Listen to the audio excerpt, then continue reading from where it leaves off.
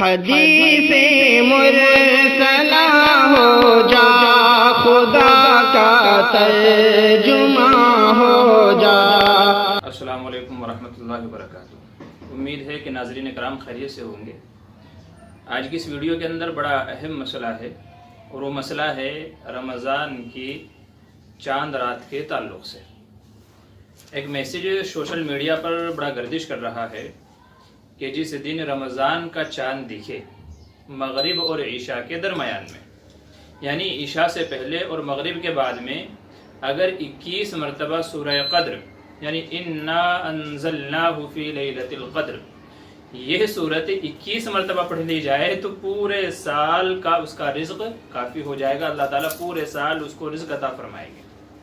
ایک مولانا صاحب کو اور سنا، وہ کہہ رہے تھے کہ اگر یہی وقت پہ یعنی رمضان کا چاند دکھ گیا ہے تو مغرب اور عشاء کے درمیان میں ایک مرتبہ سورہ فتح جو 26ویں پارے میں ہے، انا فتحنا لک فتحا مبینا، یہ سورت ایک مرتبہ پڑھ لی جائے تو وہ کہہ رہے تھے کہ پورے سال اس کو رزق کی طرف سے بے فکری ہو گئی، اب اس کو رزق کے تعلق سے پریشان ہونے کی ضرورت نہیں ہے۔ تو اس طرح کے کئی سارے میسج گردش کر رہے ہیں کہ یہ صورت پڑھیں وہ صورت پڑھیں۔ لوگ سوال پوچھ رہے ہیں کہ کیا حقیقت میں یہ صورت پڑھنے سے ایسا ہی ہو جائے گا کہ سال بھر میں روزے کی فکر کرنے کی ضرورت نہیں ہے، اور اس عمل کو کرنا کیسا ہے، یہ عمل کر سکتے ہیں یا نہیں کر سکتے ہیں؟ جواب دھیان سے سن لیجئے۔ جواب یہ ہے کہ قرآن و حدیث میں اس طرح کی کوئی روایت نہیں ہے کہ جس میں سورہ فتح ہو یا سورہ قدر ہو۔ یہ جو موقع بتایا جا رہا ہے کہ چاند رات کو، رمضان کی چاند رات کو مغرب عشاء کے درمیان میں سورہ قدر پڑھ لی جائے یا سورہ فتح پڑھ لی جائے تو سال بھر اس کو فاقے نہیں ہوں گے، روزے کے تعلق سے پریشان ہونے کی ضرورت نہیں ہے۔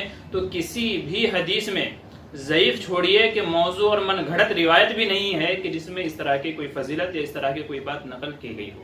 جہاں تک ہم نے تلاش کیا تو اس سلسلے میں کوئی حدیث نہیں ہے، کوئی روایت اس سلسلے کے اندر نہیں ہے۔ اب رہ گئی بات یہ کہ پھر یہ چلایا کیسے جا رہا ہے، یہ کہاں سے آ رہا ہے؟ تو ایک تو ماہنامہ عبقری ہے۔ عبقری اس کے جو شیخ ہیں وہ اس طرح کے ایسے ایسے وظیفے بتاتے رہتے ہیں کہ کبھی کبھی سن کے تعجب ہوتا ہے کہ یہ وظیفے آخر لائے کہاں سے۔ بہت سارے من گھڑت ہوتے ہیں، جامعہ بن نوریہ کا ٹاؤن کا فتویٰ ہے اس سلسلے میں، دارالعلوم دیوبند کا بھی فتویٰ ہے۔ تو ایسے ایسے وظیفے ہوتے ہیں کہ عقل حیران رہ جاتی ہے، پتہ نہیں اللہ جانے کہاں کہاں سے وظیفے لے کر کے آتے ہیں، من گھڑت لے کر کے آتے ہیں۔ تو انہیں کا یہ بتایا ہوا وظیفہ ہے سورہ قدر والا۔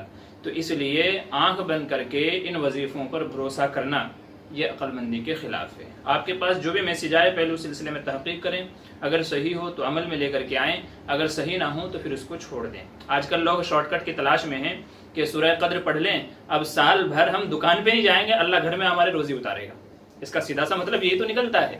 مولانا صاحب کہہ رہے ہیں آپ سورہ فتح پڑھ لو، اب سمجھیے آپ کے سال بھر کے روزی کے ذمہ اللہ نے لے لیے ہیں، اب آپ کو سال بھر روزی کی تنگی نہیں ہوگی، پریشانی نہیں ہوگی۔ مطلب یہ ہے دکان پہ جانے کی ضرورت نہیں ہے، اللہ گھر کے اندر روزی اتارے گا۔ اس طرح کے وظیفے بتانے سے بعض مرتبہ نقصان یہ ہوتا ہے کہ لوگوں کے اندر سستی آ جاتی ہے، کاہلی پیدا ہو جاتی ہے، اور بعض دفعہ یہ چیز عقائد کے بگاڑ کا ذریعہ بن جاتی ہے۔ وہ اس طریقے سے کہ اگر آدمی کو سال بھر میں کبھی بھی روزی کی تنگی آ گئی، کوئی پریشانی آ گئی، کوئی تکلیف آ گئی، اور آتی ہی ہے، زندگی ہے، اللہ کسی کو زیادہ دیتا ہے کسی کو کم دیتا ہے، تو اگر روزی کے تعلق سے کوئی مسئلہ پیدا ہو گیا تو آدمی کا عقیدہ خراب ہو جاتا ہے کہ یار میں نے تو سورہ قدر پڑھی تھی، میں نے تو سورہ فتح پڑھی تھی، لیکن مسئلے تو حل نہیں ہوئے۔ مطلب یہ ہے کہ ان کا پڑھنا فائدے سے خالی ہے، یہ جھوٹے ہیں، تو عقائد کے بگاڑ کا بھی ذریعہ بن جاتی ہے۔ تو اس لیے اس طرح کے وظائف کو جو ہے وائرل کر دینا، سوشل میڈیا پہ ایک دوسرے کو فارورڈ کر دینا، یہ بالکل بھی مناسب نہیں ہے۔ تو ان وظائف کا قرآن و حدیث سے بھی کوئی ثبوت نہیں ہے، اور یہ وظیفے عقائد میں بگاڑ کا ذریعہ بھی بن جاتے ہیں۔ اس لیے اس طریقے سے جو بتایا جا رہا ہے اس کا کوئی ثبوت نہیں ہے۔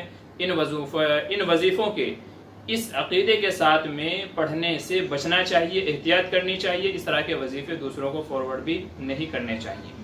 اب رہ جاتی ہے بات کہ پھر لوگ اس طرح کے وظیفے کیوں بتاتے ہیں؟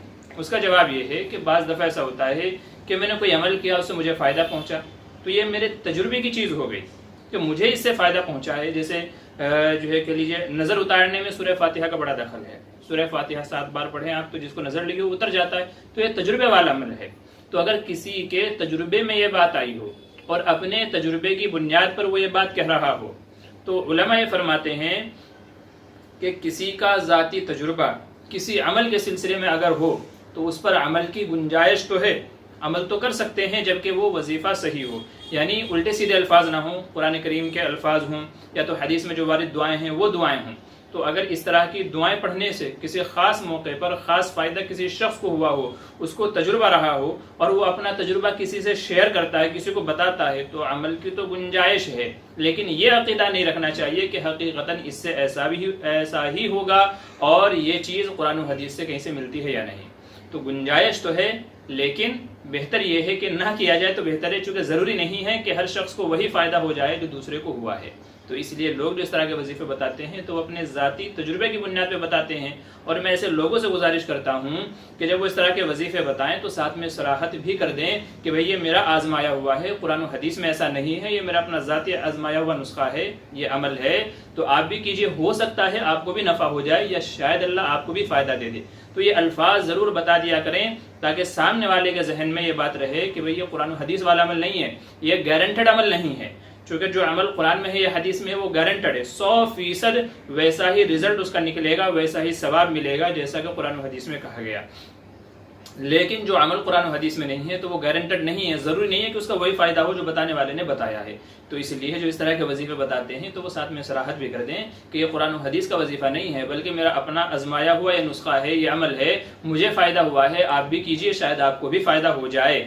تو اس طریقے سے بتایا کیجئے تاکہ لوگ اس سلسلے میں الجھن میں نہ پڑیں۔ اب یہ وظیفے گھوم رہے ہیں، لوگ ہم سے معلوم کر رہے ہیں کہ جی اس کو پڑھ سکتے ہیں کہ نہیں، یہ صحیح ہے کہ نہیں، حدیث میں ہے کہ نہیں، تو آپ نے وضاحت نہیں کی، ہم کو وضاحت کرنی پڑ رہی ہے۔ تو اگر آپ وضاحت کر دیتے تو یہ سوال ہی نہ اٹھتے۔ تو اس لیے بتانے والوں سے گزارش ہے کہ وہ ساتھ میں صراحت کر کے بتائیں، اور جو عمل کرنے والے ہیں ان سے بھی گزارش ہے کہ بہتر ہے کہ آپ اس طرح کے وظیفوں کے چکروں میں نہ پڑیں، عمل کرتے رہیں، اللہ سے دعا کرتے رہیں، انشاءاللہ اللہ تبارک و تعالی اسی کی برکت سے محنت اور ساتھ میں دعا، ان دونوں چیزوں سے اللہ تبارک و تعالیٰ آپ کی مشکل کے تمام راستے اور تمام فیصلے آسان کر دے گا۔ سب سے بہتر جو قرآن و حدیث میں ہے وہ ہے استغفار اور درود شریف۔ یہ دو چیزیں ایسی ہیں کہ بڑی سے بڑی مشکلوں کو کھولنے میں، وہ چاہے روزے کا مسئلہ ہو، کوئی اور مسئلہ ہو، تمام مسئلوں کے حل کے لیے قرآن و حدیث میں جیسا کہ کہا گیا ہے استغفار اور درود شریف، یہ دو چیزیں لازم پکڑ لیجئے، انشاءاللہ ان سے ہر مشکل سے نکلنے کا راستہ نکلے گا اور تمام پریشانیاں دور ہو جائیں گی۔ تو یہ دو وظیفے پکڑ لیجئے، بجائے اس کے آپ یہ کریں وہ کریں، ان سب سے بہتر یہ ہے یہ قرآن و حدیث میں ہے، انشاءاللہ ان کا فائدہ 100% گارنٹڈ ہے، 100% انشاءاللہ نفع آپ کو حاصل ہوگا۔ تو یہ وظیفے کریں، اس طرح کے وظیفوں کے چکروں میں نہ پڑیں، دعا کریں کہ اللہ تبارک و تعالی حق کہنے، دین کی صحیح سمجھ عطا فرمائے اور اس کے مطابق عمل کی توفیق نصیب فرمائے، آمین ثم آمین۔